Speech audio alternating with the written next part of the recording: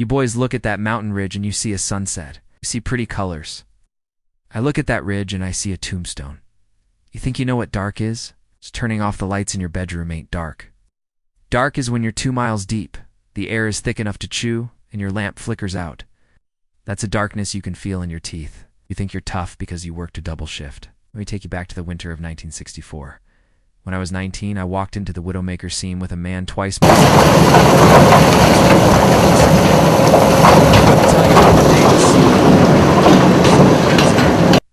Sit yourselves down on the steps there. Mind that loose board, I haven't got around to fixing it yet.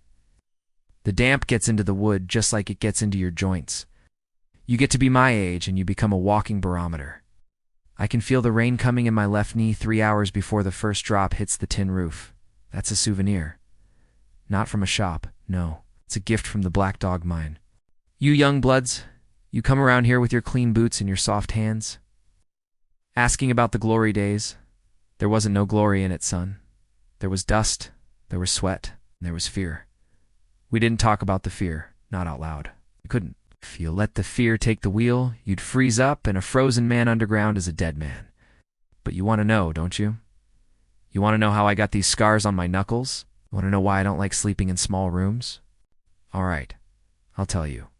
But you listen good, 'cause the mountain. ... She has a memory. She remembers every pickaxe swing, every stick of dynamite, and every drop of blood we spilled on her coal. It feels like a lifetime ago, and yet I can close my eyes and smell the sulfur right now. That was back in '64. When I was 19, I was just a kid. I thought I was a man because I was pulling a paycheck, but I was green as spring grass. I had shoulders wide enough to carry the world, or so I thought, and I had something to prove. My daddy had died in the mines, and his daddy before him. It was expected of me. You didn't ask questions in our town. You graduated school on a Friday, and you were in the cage dropping down the shaft on Monday morning. I was assigned to the number 4 shaft. Working a section the old-timers called the Widowmaker. They didn't give it that name for nothing. The ceiling in there was tender. That's what we called it. It meant the rock above your head was loose, flaky. It wanted to come down. It was just waiting for an excuse. At 19, I was a mucker. That means my job was shoveling. We didn't have the big continuous miner machines you see on the TV now. We had drills, dynamite, and shovels. We'd blast the coal loose, and then it was my job to scoop it into the shuttle cars. My partner that winter was a giant of a man named Big Harlan. He wasn't much for talking. He had hands the size of dinner plates and a face that looked like it had been carved out of granite rock. He'd been underground for 30 years. He chewed tobacco that smelled like licorice and oil. I remember the start of that shift. 6 a.m.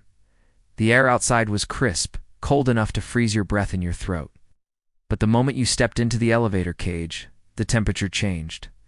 Down there, it's always the same. It's cool, damp, and smelling of ancient dust.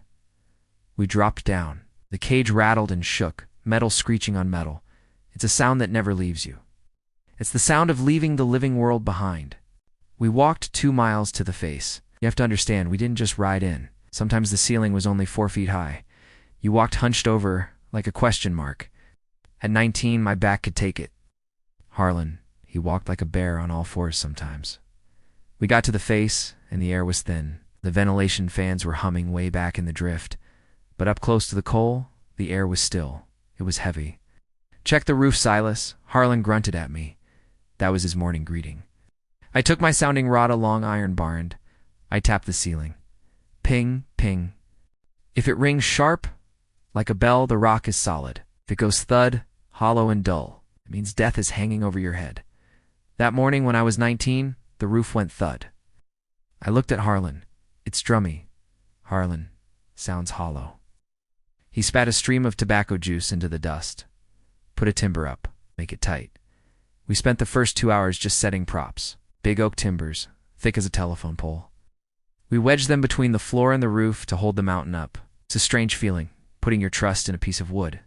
You can hear them groaning sometimes. When the weight of the mountain settles, those timbers create a sound, a low, agonizing moan. We called it the mountain talking. By lunchtime, we were covered in soot. My eyes were stinging. The coal dust, it gets everywhere. In your ears, in your nose, in the creases of your skin. You eat a sandwich, you're eating coal. You drink water, you're drinking coal. We were working the seam hard. Drill, blast, shovel. I was shoveling fast, trying to impress Harlan. I wanted him to see that I could pull my weight. I was sweating through my heavy canvas jacket. My lamp was cutting a beam through the black dust clouds. Then everything went quiet. Not the quiet of a library. The quiet of a predator holding its breath. The ventilation fan stopped. "Power's out," Harlan said. His voice wasn't loud, but it cut through the dark. Then we heard it, a crack, loud as a gunshot. It came from above us. I looked up and I saw the oak timber, the one I had just set bowing. It was bending like a toothpick. "Run!" Harlan roared. I didn't think. I just moved.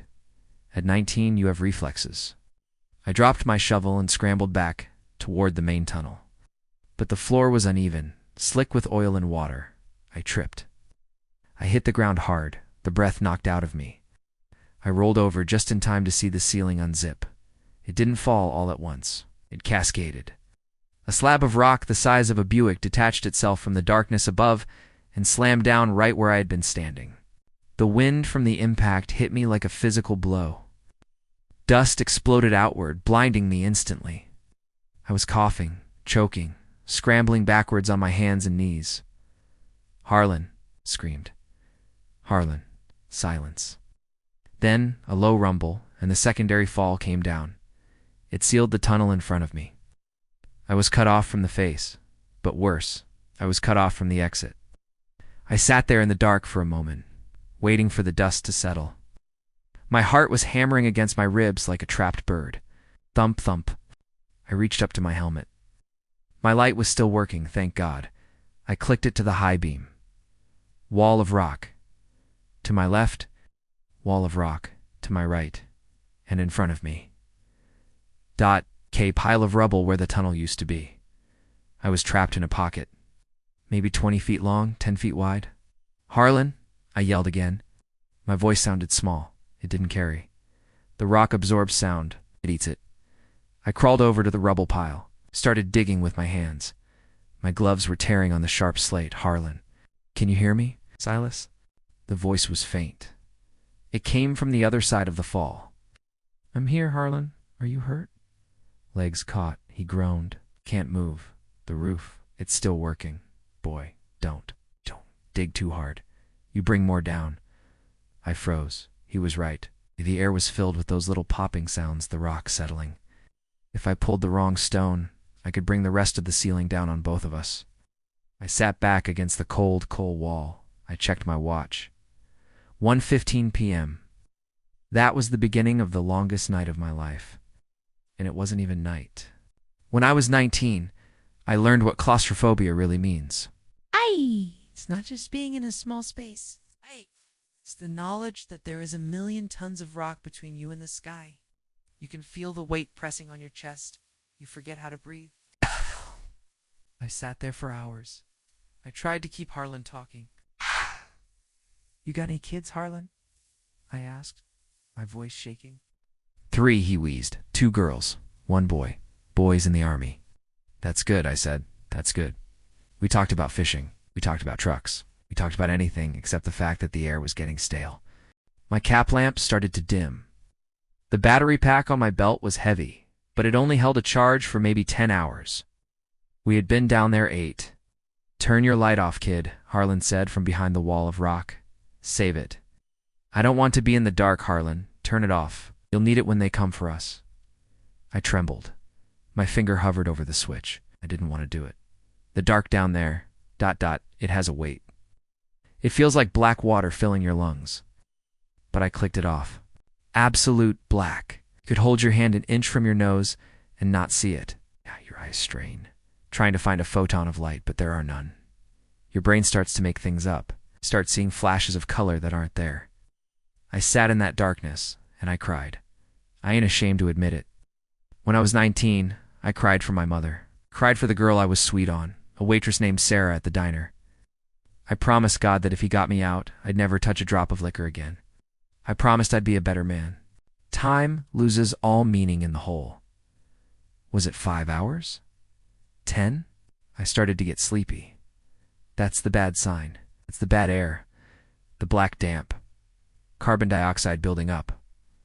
"Harlan?" I whispered. No answer. "Harlan," I shouted, panic spiking in my chest. "I'm tired, Silas," he mumbled. "Just resting." "Don't you sleep, old man. You hear me? Tell me about your truck again." "What color is it?" "Blue," he whispered. "Ford, ... blue." I dragged myself closer to the rubble. I had to do something. I couldn't just wait to die. I found a loose rock, a slab of slate, and I started tapping on the heavy steel rail track that ran along the floor. Clang, clang. Sound travels through steel better than air. If there was a rescue team, they'd be listening for vibrations on the rails. Clang, clang. My arm burned. My throat was dry as ash, but I kept hitting that rail. 1 hour, 2 hours. I felt it. Not a sound. A vibration. I put my ear to the track. Tap, tap, tap. It was coming from the other side of the drift. "Harlan, you're coming," I screamed. I turned my lamp on. The beam was yellow and weak, dying, but it was the most beautiful thing I'd ever seen. I heard the muffled sound of voices, then the grinding of a drill. It took them 4 more hours to break through. When the first beam of a rescuer's light cut through the gap in the rocks, I fell to my knees. They got to me first. A man in a rescue mask grabbed my jacket and hauled me through a hole barely big enough for a dog. "My partner," I coughed. "Harlan, he's behind the fall." "We know, son. We're going for him." They dragged me out to the main drift, where the air was fresh. They put an oxygen mask on my face. It tasted like cold metal, but it cleared the fog in my head. I refused to leave. I sat there on the tracks, covered in grime, watching them work on the pile. It took another hour to get to Harlan. They pulled him out on a stretcher. He was unconscious. His leg was mangled bad, crushed by the slate. But I saw his chest rise and fall. He was alive. We rode the cage up together. When we broke the surface, oh boys, the night sky, it was midnight. The stars were out. I'd never looked at the stars before, really looked at them. They were like diamonds spilled on velvet.